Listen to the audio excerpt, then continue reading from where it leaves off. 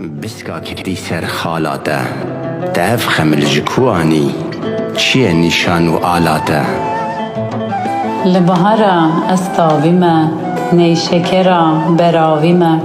Keça Kurdim gofî kêlim ji Anatoliya navî me Wey semiyana dilê te bim Hêza bask û milê te bim Li nav bax û gulistanan Şalûl û bilbilê te bim Xurtê delal tu çi kesî Devlîken û bi hewesî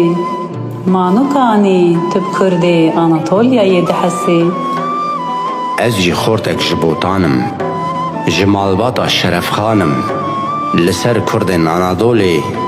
Gelek dildar û heyranim Dil dane ber tîrên diqer Em ji axa me kirin der Avêtin van çolebiran Hîştin bêçare û mefer Dilber min qet nîne gûman Li hember wan gurz û riman Mertalê te ji polaye Di parêzê çand û ziman Li Konya û li Enqerê Li Qirşehîr û Qeyserê Li Yozgat û Toqetê Min hilda ala hunerê Taxê dilê min sincirî Bazî eşqê lê firî Nazdarekê pir esîlî Yaqût û mircan û dirî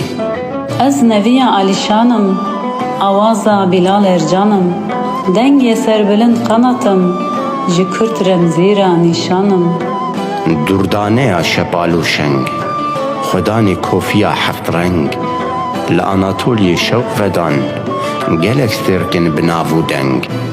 Leyla jî stêrkek ji wan e Geş kir gula niştiman e Şewq veda li cîhan beylê Nirxek bi şeref û şan e Wek şewq û şemal û findin Li êl û bajar û gundin Bi çand û kevnetora we Em şanaz û serbilindin Canbêgî me kezî zerim Reşwanî me reng esmerim Bedew aşîq bizinî me Çire û find û fenerim Fener û find û şemalî Li heymana Karxezalî Hem li kul û hem li xalko Pêlek ji ganya selalî Li ser van ax û xeliyan Cerb û ciger li me qeliyan Lê wekî mifriq û hesin Ti carî em neheliyan Delalê bejin ziravê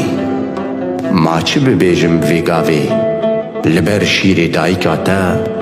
Ez digirim rêz û silavê Pir dilşama xurtê şanaz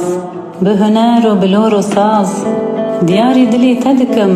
Vê sitrana Osman Yılmaz